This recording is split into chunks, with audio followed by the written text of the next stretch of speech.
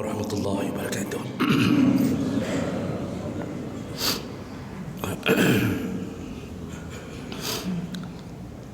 Alhamdulillahi rabbil alamin. Wassalatu wassalamu ala nabiyyina wa sayyidina Muhammadin wa ala alihi wa ashabihi ajma'in. Amma ba'd. Rabbi shrah li sadri wa yassir li amri wahlul 'uqdatam min lisani yafqahu qawli. Segala puji bagi Allah, kemudian salawat dan salam kepada Rasulullah, pada keluarga dan seluruh sahabat-sahabatnya. Bapak Ibu jemaah salat subuh yang Allah muliakan insyaAllah, di pertemuan kita yang lalu kita sudah membahas salah satu golongan yang didoakan oleh para malaikat, dan seandainya seseorang mendapatkan doanya para malaikat, maka insya-Allah doa itu akan menjadi sumber keberkahan dari Allah Subhanahu wa taala. Dan orang yang pertama yang sudah kita bahas yaitu mereka yang tidur dalam keadaan berwudu, berdasarkan hadis Nabi sallallahu alaihi wasallam bahwa orang-orang yang berwudu sebelum tidurnya, setiap kali dia membalikkan tubuhnya ke kanan dan ke kiri, setiap kali malaikat mendoakannya. Dan ini bukti bahawa malaikat mencintai orang-orang yang tidur dalam keadaan bersuci. Baik, kita lanjut golongan berikutnya.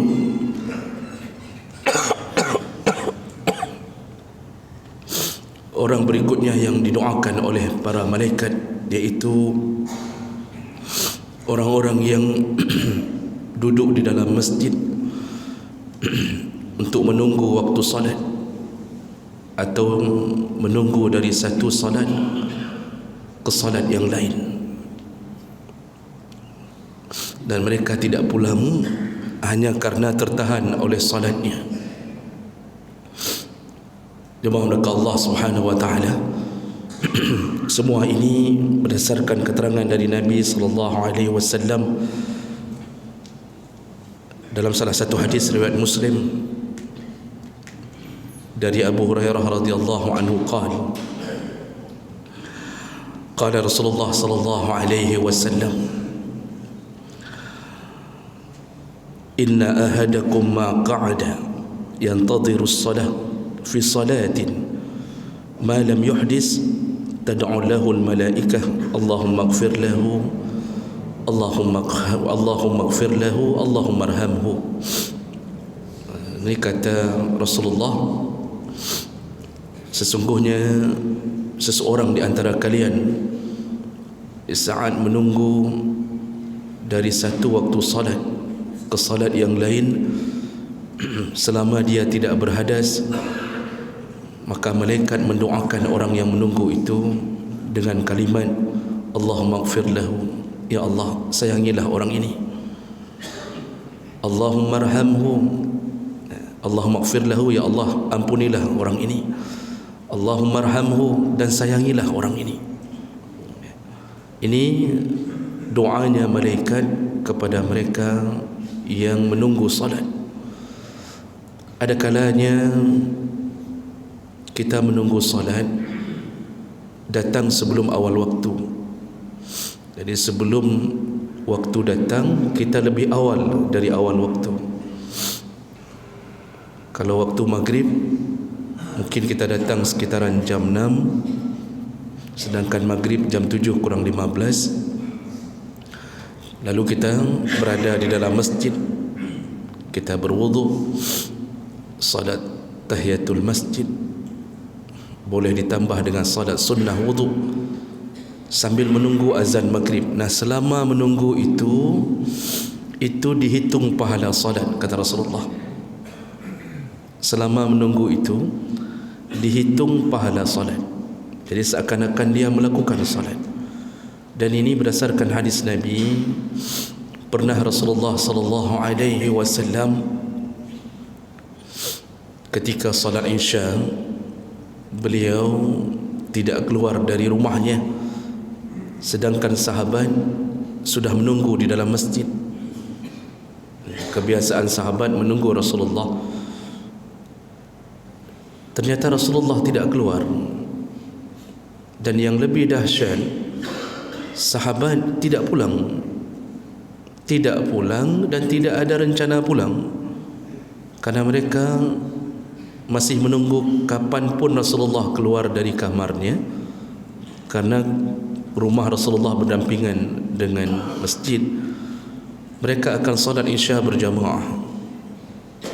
Akhirnya apa yang terjadi? Sahabat betul-betul menunggu sampai Rasulullah keluar, dan mereka ada yang sampai tertidur di dalam masjid. Rasulullah baru keluar ketika waktu syatr. Dalam hadis disebutkan setengah daripada waktu malam, syatrul lail. Jadi kira-kira jam-jam 1 baru Rasulullah keluar, dan beliau melihat sahabat ada yang sudah tertidur menunggu beliau. Begitu rindunya sahabat terhadap janji Allah yang bernama surga, sehingga mereka tidak satu pun pulang ke rumahnya. Lalu Rasulullah membangunkan mereka, lalu berwuduk kembali dan mendirikan salat jamaah Isya. Setelah menyelesaikan salat jamaah Isya, lalu Rasulullah berkata kepada para sahabat, di saat orang lain yarqudun, mereka sudah tertidur, kalian di sini menungguku untuk kita salat berjamaah. Sesungguhnya kalian mendapatkan atau dihitung seperti kalian melakukan salat dari awal kalian datang, kata Rasulullah. Jadi kata Rasulullah, sesungguhnya kalian dihitung waktu salat kalian, dihitung pahala salat kalian dari awal kalian datang, walaupun belum melakukan salat Isya berjamaah di waktu itu. Nah, makanya orang-orang yang menunggu waktu salat itu dihitung seperti pahala salat oleh Allah Subhanahu wa taala. Ini hebatnya orang-orang yang datang lebih awal. Nah, ketika setelah satu salat, mereka menunggu lagi ke salat yang lain, malaikat mulai mencurahkan segala kasih sayang melalui doanya. Contoh, kalau kita tadi datang sebelum maghrib, itu sudah dihitung pahala salat, dan itu sudah dianggap bahagian kita seakan-akan melakukan salat. Jadi jemaah maka Allah, walaupun kita berada di luar ketika orang sedang dalam salat, itu sebenarnya kita sudah berada dalam posisi salat. Buktinya Rasulullah sallallahu alaihi wasallam menyebutkan, "Iza uqimatis salah", kalau iqamah sudah berbunyi, famshu ilal masjid, datangilah masjid. Jadi jangan sampai bunyi iqamah kalian tidak pergi ke masjid, kata Rasulullah. Berapapun rakaat yang dapat lakukan. Wa ma fatakum fa atimmu, berapa yang tinggal sempurnakan, kata Rasulullah. Waktu Rasulullah menyebutkan famshu ilal masjid, beliau mengatakan bisakinati wal wiqar, jalanlah ke masjid dalam keadaan sakinah, dalam keadaan tenang, wal wiqar, dan bersahaja. Dilarang untuk berlari-lari, dilarang untuk ngebut. Kadang-kadang ada orang yang ketika mendengarkan takbir imam rakaat pertama itu dikebutnya motor. Kadang-kadang diparkir pun asal-asalan. sehingga terhalang orang lain karena mengejar supaya dapat rukuk. Ini salah satu perbuatan yang salah. Santai saja, parkirkan dengan baik. Jangan masuk ke dalam masjid dalam keadaan terengah-engah, dalam keadaan tergesa-gesa sampai tercampak sandal, berterbangan sandal di belakang kita, lalu kita masuk ke dalam saf tidak bisa khusyuk, nafas terengah-engah mengejar. Itu semua dilarang. Kenapa dilarang? Sepakat para ulama mengatakan dari luar tadi, kalau imam sudah mendirikan solat di sini, kita walaupun masih berada di luar, itu suasana kita sudah suasana solat. Suasana kita itu sudah dianggap suasana solat. Maka jangan sampai berlari-lari. Nah, begitu pula orang-orang yang menunggu waktu solat, walaupun dia belum solat, maka hak Allah untuk memberikan dia pahala seperti orang solat. Tentu kalau hari Jumaat itu punya fadilah yang lain. Hari Jumaat itu punya fadilah yang lain. Yang datang ke masjid di awal waktu, maka dia seperti bersedekah dengan menyembelih seekor unta. Antara jam 8 sampai jam 9 itu pahalanya seperti menyembelih seekor unta. Unta antara 15 sampai 20 juta hanya dengan datang di awal waktu. Masya Allah, seakan-akan kita bersedekah sebanyak 15 juta sampai 20 juta hanya dengan datang di awal waktu. Tentunya ini bisa dilakukan bagi mereka yang tidak ada kewajiban. Bagi bapa-bapa yang sudah pensiun, seharusnya tidak berada di rumah hari Jumaat, percepatlah ke masjid, i'tikaf di masjid. Setiap Jumaat bersedekah sejumlah unta yang disembelih. Yang datang di jam kedua, dia dapat pahala seperti menyembelih seekor sapi.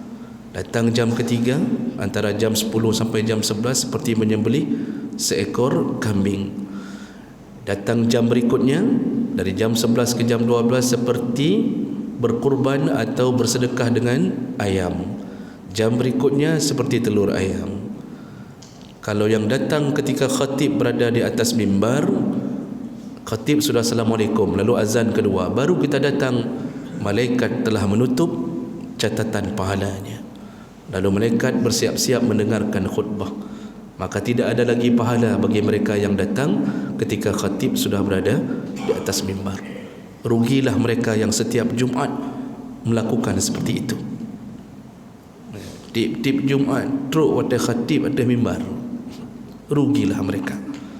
Kerana malaikat tidak mau mencatat lagi siapa yang masuk setelah itu. Dianggap ini orang-orang yang tidak merindukan pahala Allah SWT. Dan jawab mereka Allah, doa malaikat juga bersambung bagi mereka yang menunggu dari satu salat ke salat yang lain. Contoh, setelah selesai salat maghrib, kita tidak pulang. Kata Rasulullah, tidak ada yang bisa menahannya kecuali salat. Artinya dia sebenarnya ingin pulang. Makan malam belum, dia ingin pulang. Apalagi tadi isteri telah mengatakan, nyo alih maghrib ni waju baik lepi ibu ni habis maghrib pulang terus ya bang, jangan sampai nasi dingin. Nah begitu kata isteri. Ternyata hatinya di masjid terikat, apakah dengan pengajian atau dia punya bersitan hati tanggung sedikit lagi Aisyah. Hatinya suruh pulang tapi kemudian dilawan oleh kebaikan, tanggung sedikit lagi Aisyah. Nanti kalau sudah pulang susah balik lagi. Akhirnya dia tidak pulang. Dia tidak pulang. Apalagi kalau ada pengajian, duduk kan cuma sekitar 45 menit atau 40 menit dari maghrib ke Aisyah. Dan dia benar-benar duduk menunggu waktu Isya. Selama dia duduk dari maghrib sampai Isya, kata Rasulullah, malaikat tidak berhenti-berhenti mendoakan orang ini dengan dua kalimah, ya Allah ampunkan dosa orang ini, ya Allah sayangilah orang ini. Itu doanya para malaikat. Jemaah belaka Allah Subhanahu wa taala, kalau malaikat yang sudah berdoa, makhluk Allah yang tidak pernah berbuat maksiat, kalau kita berdoa ada penghalang, malaikat tidak ada penghalang. Mungkin kita hidup dalam keberkahan hari ini, hidup kita dipelihara Allah hari ini, kalaupun diberi sakit, hanya sakit-sakit yang mengampunkan dosa, bukan sakit yang menyiksa. Kita diberi rezeki yang berkah, gaji tidak banyak, tapi Masya Allah isteri taat, anak taat. Anak kita satu-satu berhasil dan mendekat ke agama, tidak ada yang terbuka aurat. Mereka semangat untuk menghafal Quran, belajar ilmu-ilmu agama. Semua itu kita dapatkan dari apa? Dari keberkahan. Keberkahan muncul dari mana? Salah satunya dari doa. Dan doa yang mungkin kita dapat selama ini adalah doanya para malaikat. Mereka yang sering mengaji dari maghrib sampai Aisyah. Kalau kita fikir-fikir, sehidup kita selama ini aman-aman saja, semua itu berkat daripada doanya para malaikat untuk kita. Namun kadang-kadang kita tidak sempat berfikir, hanya sempat dah mikir. Kita memplanningkan satu bisnis ke bisnis yang lain sehingga tidak sempat berfikir. Seandainya kita duduk merenung sebentar saja, maka kita mendapatkan alangkah bahagianya hidup kita di dalam doa para malaikat, hanya dengan menunggu dari waktu salat ke waktu salat yang lain. Namun sebagai catatan, ini yang perlu ditunggu, yang kira-kira tidak terganggu kewajiban. Jadi bapa, jangan ada rencana menunggu dari subuh sampai zuhur, sehingga tidak masuk-masuk kantor. Dapat doa dari malaikat dahsyat, tapi 3 hari didoakan oleh pimpinan kantor untuk pindah ke tempat lain. Jadi yang kira-kira tidak terganggu kewajiban. Maka saya selalu menyebutkan bagi para pensiun, perbanyaklah amal. Pensiun itu kan nikmat Allah terbesar. Kerja tidak usah, gaji keluar sendiri. Tinggal datangi taspen tiap-tiap bulan kan, atau keluar dari rekening, Masya Allah. Maka syukurilah, datang Jumaat lebih cepat. Jadi jangan sampai para pensiun pula yang datang Jumaat ketika khatib sudah berada di atas mimbar. Jemaah melaka Allah Subhanahu wa taala. Itu golongan kedua yang didoakan oleh para malaikat. 7 menit ke depan ada golongan berikutnya, golongan ketiga, yaitu orang-orang yang berada di saf awal. Orang-orang yang ketika salat dia berada di saf terdepan. Mereka lah kelompok orang-orang yang paling banyak doa malaikat untuk mereka. Dan ini berdasarkan hadis Nabi SAW. Hadis riwayat Ibnu Hibban dengan derajat yang sahih. Barra' bin Azib berkata, qala Rasulullah sallallahu alaihi wasallam, inna Allah wa malaikatahu yusalluna 'ala as-saffil awwal. Kata Rasulullah, sesungguhnya Allah dan para malaikat yusallun. Yusallun ini kalau dari Allah dan malaikat tidak dimaknakan bersalawat kalau ditujukan untuk kita, tapi memberi rahmat, memberi ridha kepada siapa? Ada saffil awal, yaitu orang-orang yang berada di saf pertama. Ini saking besarnya pahala orang-orang yang berada di saf pertama. Di masa Rasulullah sallallahu alaihi wasallam, para sahabat berebut untuk mendapatkan saf pertama. Sahabat pantang mendengarkan satu janji dari mulut Nabi. Mereka berebut mendapatkan janji itu karena keyakinan imannya 1000%. Sebagaimana mereka dengar dari Nabi, seakan-akan mereka sudah melihat surga. Begitu dahsyatnya iman sahabat. Jadi begitu Nabi mengatakan malaikat mendoakan orang-orang pada saf pertama, waktu salat berikutnya langsung berebut untuk mendapatkan saf pertama. Sehingga Rasulullah sallallahu alaihi wasallam ketika ditanya oleh orang-orang yang berada di saf kedua dalam hadis Nabi, jadi saf kedua bertanya kepada Rasulullah, ya Rasulullah, bagaimana nasib kami yang di saf kedua? Jadi Rasulullah mengatakan saf pertama. Yang di saf kedua bertanya, nasib kami yang di saf kedua gimana ya Rasulullah? Rasulullah tetap menjawab as-safful awal, tetap yang dirahmati didoakan saf pertama. Rupanya belum ada jawaban untuk saf kedua. Ditanya lagi kali kedua, ya Rasulullah, jadi kami yang di saf kedua maksudnya tidak dapat apa-apakah? Rasulullah menjawab as-safful awal, tetap saf pertama. Ditanya kali ketiga, baru Rasulullah menjawab as-saffus sani, baru saf kedua mendapatkan doa. Ini maksud jawaban Nabi ditunda sampai 2-3 kali, menunjukkan malaikat belum mendoakan saf kedua, tetap saf pertama, saf pertama, saf pertama. Nanti baru saf kedua, menunjukkan ada jeda jawaban Nabi. Itu menunjukkan mulianya saf pertama dibanding saf kedua. Dalam hadis yang lain Rasulullah mengatakan, seandainya seseorang tahu apa yang ada di dalam saf pertama, maka mereka pasti lastahammu, mereka pasti mengundi untuk mendapatkan saf pertama. Jadi bahasa Nabi, seandainya orang-orang tahu begitu hebatnya, dahsyatnya pahala orang-orang yang berada di saf pertama, pasti mereka berebut. Seandainya mereka tidak dapat lastahammu, pasti mereka mengundi. Yang lagi undi jadi enggak mau orang itu terus-terusan dapat di saf pertama, mereka pasti minta undi. Kamilah sekali-sekali melalui undian. Begitu kata Nabi tentang rahasia di saf pertama. Jadi malaikat benar-benar mencintai, Allah benar-benar mencintai. Maka jemaah maka Allah Subhanahu wa taala, kesempatan sebenarnya banyak. Kita yang datang di awal waktu itu langsung menuju ke saf pertama. Ada orang yang aneh, ketika datang ke masjid dia tidak mengisi saf pertama, tapi dia isi tiang paling belakang. Itu pun carinya tiang, Pak. Apalagi hari Jumaat, carinya tiang. Jadi ketika khatib bicara, waktu sedang Jumaat, mungkin dia berfikir ada kesempatan untuk istirahat lebih nyaman, bersandar ke tiang. Akhirnya duduk di saf belakang, padahal di sini masih kosong, tidak datang ke saf awal. Ini karena belum terisi tentang iman betapa besarnya pahala di saf pertama. Dan yang lebih aneh lagi, ketika iqamah dikumandangkan, yang dari saf belakang mendesak ke saf awal. Tadi tidak mau mengisi saf awal untuk kosong. Begitu iqamah, berlari dari belakang merebut saf pertama. Nah, ini bukan begitu maksudnya. Yang dimaksud adalah orang-orang yang dari awal sengaja memilih saf pertama.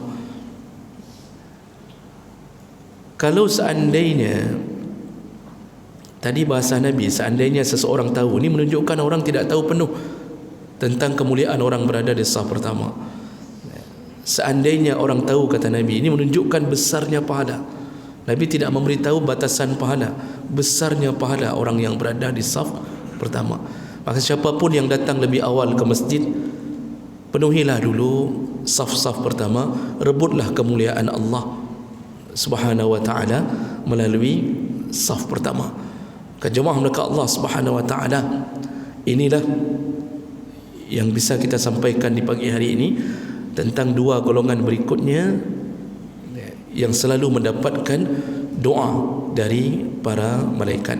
Mudah-mudahan kita bisa mengamalkan dan memperbaiki ibadah kita dari hari ke hari, bertambah baik sampai Allah bukakan pintu surga kepada kita. Amin ya rabbal alamin. Subhanakallahumma bihamdik, asyhadu an la ilaha illa anta, astaghfiruka wa atubu ilaik. Wassalamu alaikum warahmatullahi wabarakatuh.